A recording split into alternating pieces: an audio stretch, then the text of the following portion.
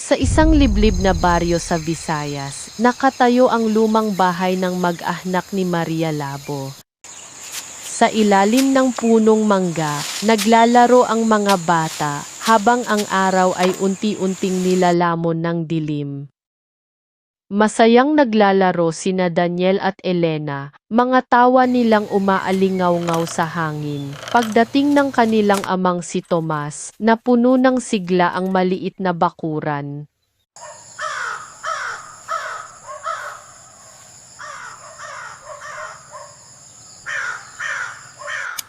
Sa liwanag ng gasera, sila'y kumain ng hapunan. Tahimik ang gabi, masyadong tahimik. Kailangan na natin magbayad ng kuryente, pati ng tubig. Wala pa akong sahod, wala pang pera. Ito ang tugon ni Tomas. Tahimik si Maria, tanging hampas ng hangin sa labas ang maririnig. Sa liwanag ng gasera, baka sa mukha nila ang pagod at hindi tiyak na kinabukasan. Kinaumagahan nililinis ni Maria ang harap ng bahay. Tahimik ang paligid, walang tunog kundi ang hampas ng hangin at kaluskos ng dahon. Hanggang sa marinig niya ang yabag, mabagal, papalapit, isang babae ang huminto sa harap ng bakod. Maria, kumusta ka? Uy, ang tagal mo nawala, Isabel. Niyakap ni Maria si Isabel, matagal, puno ng tuwa at pag-asa. Kumusta na? Heto, ayos naman. May maganda akong balita. Pinakita ni Isabel kay Maria ang mga litrato ng Europa. Malamig na tanawin, magagandang bahay, at ngiti ng mga taong tila walang problema. Pag-isipan mo, doon mas maganda ang buhay. Sabi ni Isabel. At sa mga salitang iyon, nagsimula ang kapalaran ni Maria Labo.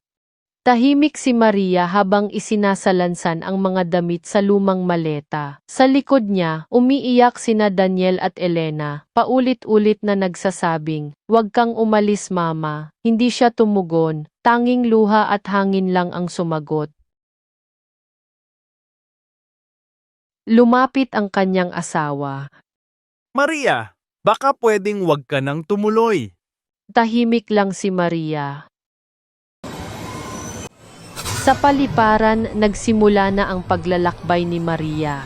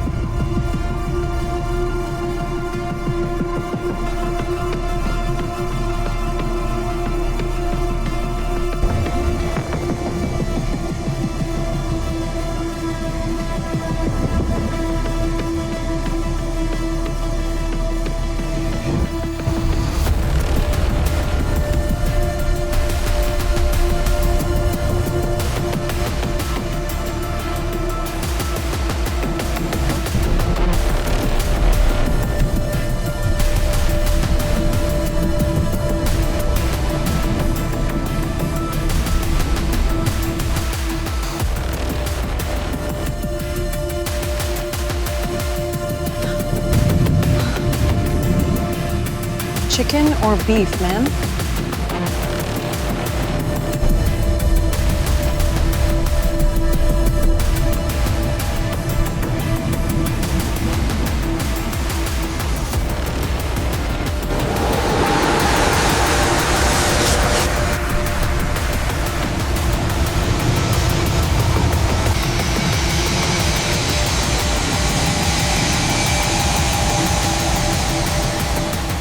Narating na ni Maria ang kanyang destinasyon, lalo siyang nakaramdam ng pag-iisa at kagustuhang bumalik.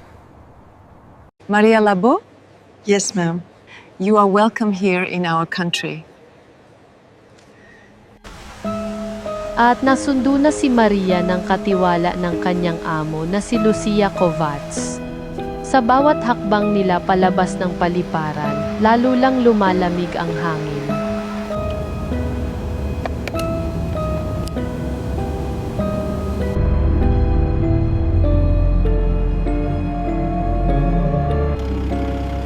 Narating na ni Maria ang bahay ng kanilang amo.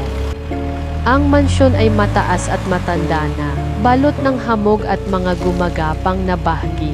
Tahimik ang paligid.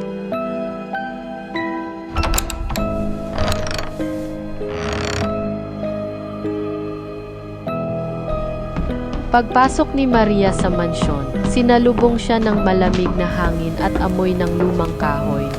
Madilim ang loob, mahahabang pasilyong walang ilaw, lumang larawan sa dingding na parang nakatingin sa kanya. Victor, this is Maria Labo. Hello po sir, how are you? Maria, this is Victor, our employer. Lucia, let her rest. Bring her to her room. Inihatid na ni Lucia Kovac si Maria sa silid na inilaan para sa kanya.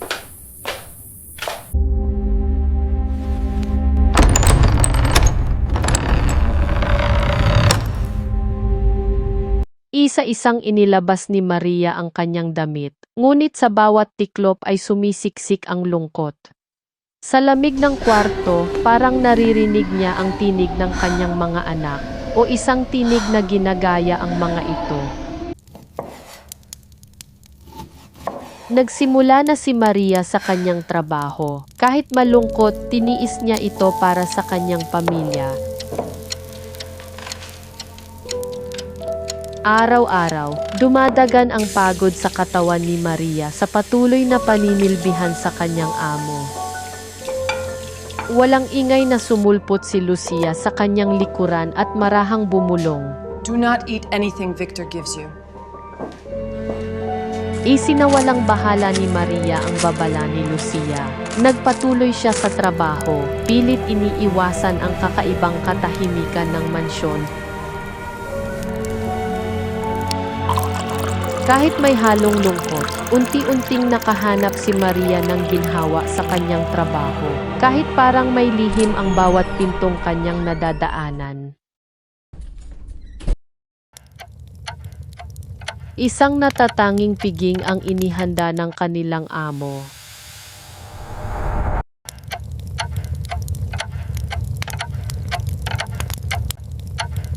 Ngunit si Maria lamang pala ang panauhin. Have a seat, Maria. Join me, please. We will celebrate your first month here.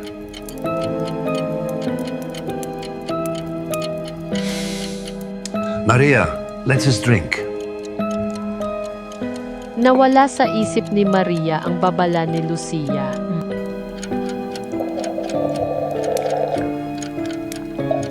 Hindi siya nakatanggi sa kanyang amo.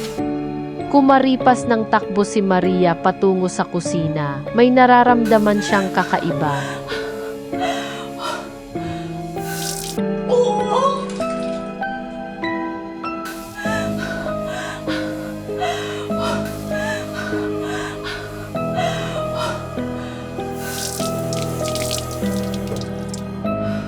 Pagdating ng umaga, nag-iisip si Maria kung imahinasyon lang ba ang buong pangyayari.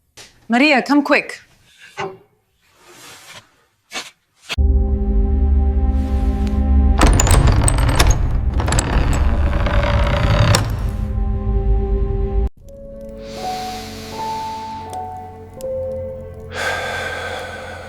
Nadatnan ang kanilang amo, nakahandusay at hinang-hina. He is not gonna make it. I'm afraid we'll be sending you back home. Mistulang bumulusok sa kawalan ang pangarap ni Maria, na guminhawa ang kanilang pamumuhay.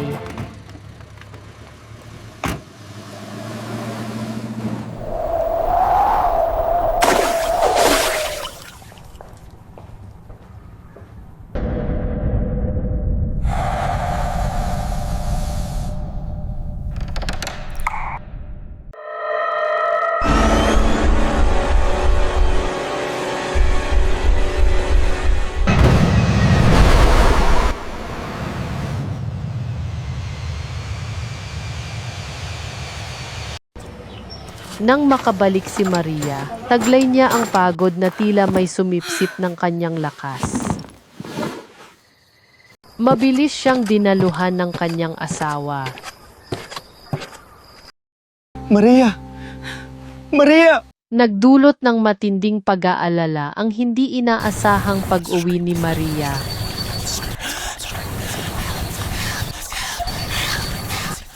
Papa, ano nangyari kay Mama? Hindi ko alam, anak.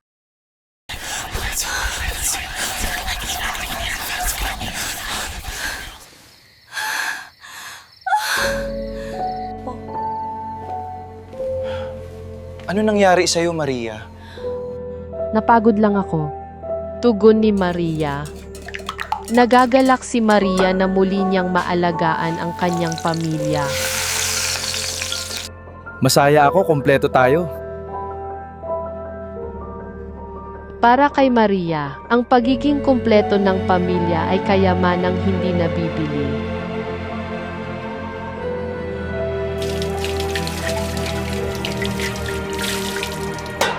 Muling kumirot ng madiin ang kanyang ulo.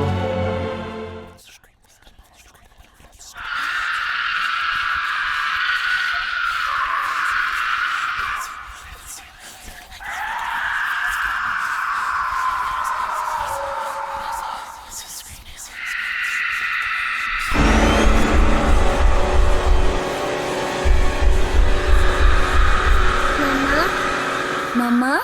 Mama? Dumating galing eskwela ang mga bata, hanap ang kanilang ina. Subalit hindi nila ito mahanap. Sumapit ang hating gabi, hindi pa rin dumarating si Maria. Madilim na ang buong paligid, at tila mas tumitindi ang katahimikan ng gabi. Umaasa silang pauwi na rin si Maria.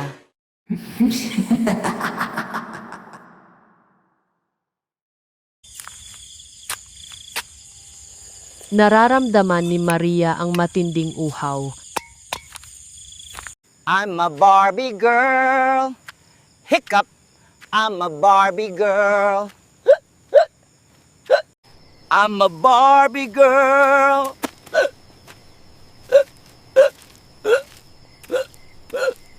Isang uhaw na hindi tubig ang hinihingi, ito'y nagmumula sa dilim na unti-unting sumasakop sa kanyang isipan.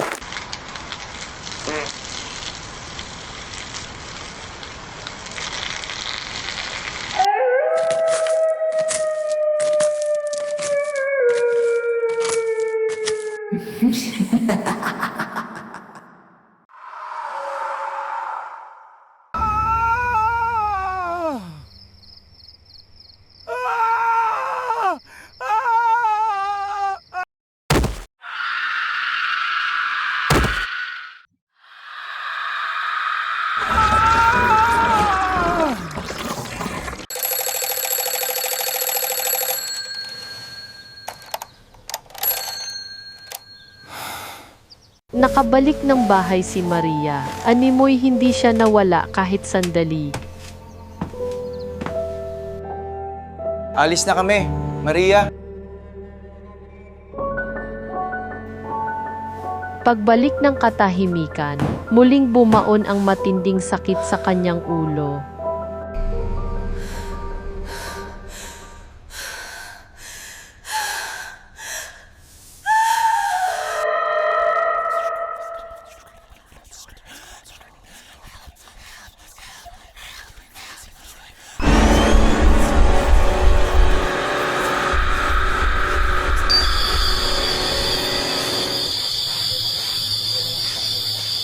Tulog na, baby.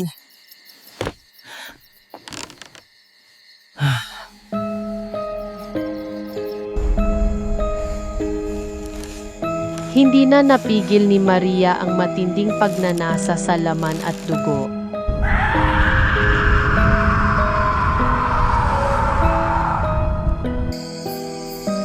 Matyaga niyang tinatansya ang galaw ng biktima, handang sumalakay sa unang pagkakamali.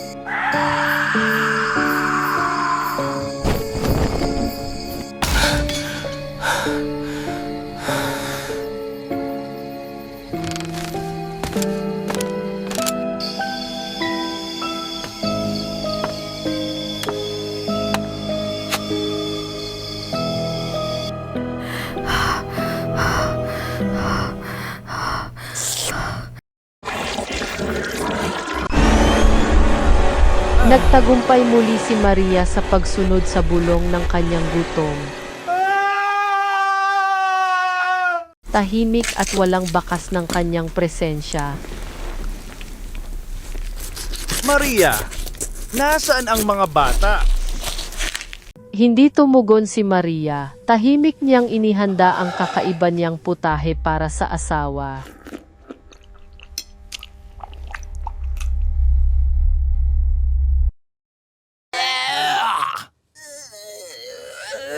Ano bang luto iyon? Nasaan ba ang mga bata? Tubig! Asan ang tubig?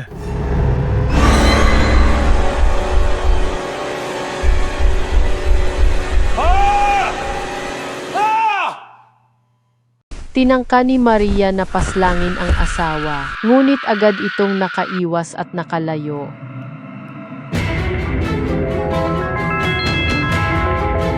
Nanginig sa takot si Tomas habang dinadampot ang itak. Papalapit si Maria, kaya inihampas niya ito sa mukha ng asawa. Tumama ang talim at nag-iwan ng malalim na hiwa. Dito nagsimula ang pangalang Maria Labo. Patuloy ang matinding gutom ni Maria Labo sa laman at dugo. Dahil sa pagmamahal sa pamilya, sinuong niya ang panganib ng pangingibang bansa. Ngunit kapalit ng kanyang sakripisyo, isang sumpa ang iginawad sa kanya. Isang sumpang nagpabago sa kanya bilang isang aswang. Matulog na tayo, mahal.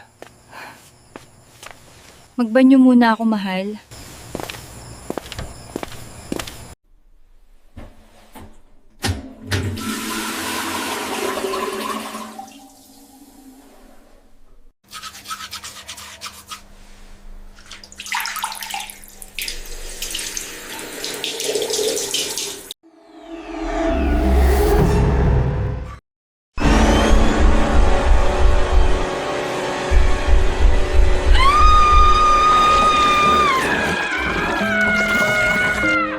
Sinasabing patuloy na gumagala si Maria Labo, lumilipat ng bawat bayan para tugunan ang kanyang matinding gutom at uhaw.